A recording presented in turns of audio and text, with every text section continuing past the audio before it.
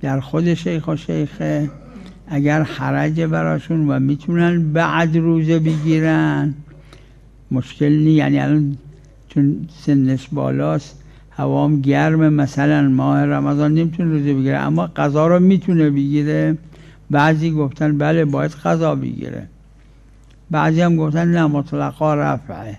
حسب ادله در خود ذوالعطاش محل خلافه که آیا بعد اگه تونست قضا بکنه واجبه یا نه.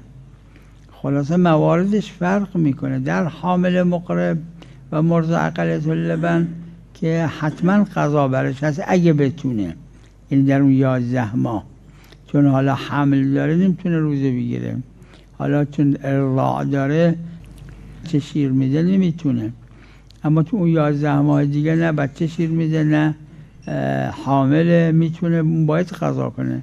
یعنی مواردش فرق میکنه، بعضیاش هم محل خلافه.